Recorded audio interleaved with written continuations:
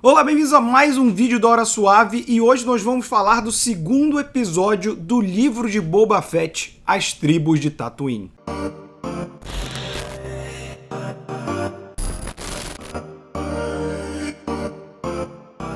A gente já começa falando do título do episódio. Vocês devem lembrar que semana passada eu comentei que o título remetia a uma passagem bíblica de Moisés, e se a gente ainda levar para esse lado dessas referências bíblicas de Êxodo, a gente pode encarar as tribos de Tatooine como as tribos de Israel que Moisés reuniu para fugir do Egito para a terra prometida por Deus, né? Já que a gente vai ver algumas uniões de tribos aqui nesse episódio. A gente já começa com eles pegando, né, um dos assassinos que tentou matar eles no episódio passado. Ele já começa mandando um xingamento clássico de Star Wars, que manda um Echuta. Que parece muito com idiota em português, né? E a gente vê pela primeira vez em Império Contra-Ataque, com o nosso querido C-3PO sendo xingado por outro robô do mesmo modelo. Oh, nice to see a familiar face. Echuta. How rude.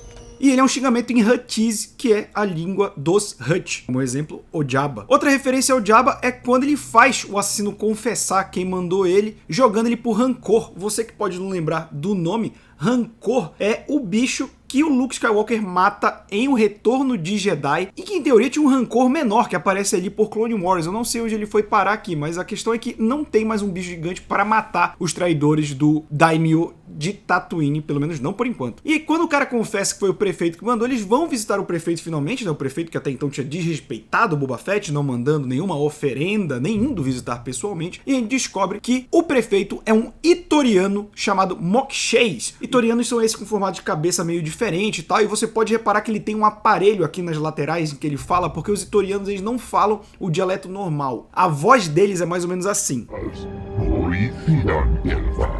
Então ele usa um aparelhinho, e quem faz a voz dele no diálogo em inglês é o Robert Rodrigues, que dirigiu o episódio passado. Sabendo que não foi o prefeito que mandou, ele vai tirar satisfação lá no cassino / casa de burlesco, né? Com a nossa querida Jennifer Bills, que não é o nome da personagem, mas você deve lembrar da atriz por Flashdance. E aí você tem a chegada dos Gêmeos Hutt. Como eu falei, eu estranhei muito isso no último episódio, e nesse fica um pouco mais claro que é o vácuo de poder que Bib Fortuna assumiu parece que nunca existiu. E o Jabba, ele não era o único Hutt. O Hutt é meio que uma família criminosa que manda em tudo. Até no Clone Wars o Jabba tem um filho que eu não sei onde ele foi parar. Mas o que deixa bem claro é que a família Hutt é dona do submundo criminoso. O próprio Jabba era o mais poderoso e ele dominava vários planetas, não era só Tatooine. Então o que eu acho que tá acontecendo é, o único vácuo de poder que ficou é em Mos Espa, que é a cidade. E quando a gente vê os Gêmeos Hutt indo contestar esse domínio do Boba Fett, a gente vai ter esse embate, porque o domínio deles é muito maior, eles têm mais mercenários, mais exércitos, e acho que isso vai gerar um embate aí com um personagem bem interessante. Até porque eles chamam um Wookiee gigantesco, cara, todo preto, de armadura, com um trabuco na mão, que se trata do nosso querido Black Krrsantan, que eu vou chamar de Croissant, que é muito mais fácil, que apareceu pela primeira vez já nos quadrinhos canônicos da Disney de Star Wars, lá de 2015, ele aparece na edição 20 do título Star Wars, e a primeira edição dele é lutando com Obi-Wan Kenobi em Tatooine, quando o Luke ainda era criança. Então isso é canônico, tá nos quadrinhos. Pode ser que a gente até veja na série do Obi-Wan, que estreia também esse ano, seria interessante. Então a gente vai pra segunda parte do episódio, que é a parte do flashback, que muita gente considera a melhor parte, de fato é a melhor parte, mas eu acho tanto a parte no presente quanto no passado excelente. E a gente tem já ele treinando, né, com um birimbau assassino lá dos Tusken, que eles fazem lá, aquela madeirinha que tem um negocinho em cima e o espeto embaixo, e a gente vai vendo que ele tá ganhando, né, essa confiança dos Tusken, tá se assemelhando a eles, e a gente percebe que tem uma cena que eu acho bem interessante, que é quando o trem passa e o trem atira neles, então ele vai falar com o líder dos Tusken pra dizer, eu vou parar o trem. E como eles se comunicam por gestos, a língua do Tusken, que não existe no nosso mundo, é legendada até mesmo em inglês. E em inglês eles chamam o trem de Grand Speedster. Speedster são aquelas motos que o próprio Boba Fett vai roubar mais pra frente, né? E eu acho que tá muito mais semelhante essa visão do Tusken do que o trem, porque esse trem me lembrou o jogo Shadows of the Empire de Nintendo 64, em que você tem uma fase que é a Ord Mantell Junkyard, que você tem um trem, e ele é muito parecido com esse, e até com o mesmo que aparece no filme Solo, né, que tem um assalto. Mas se a gente lembrar, os dois andam em trilhos. Esse trem não tem trilhos, então acho que tá muito mais pra um speedster gigante mesmo do que um trem. Eu achei legal essa referência,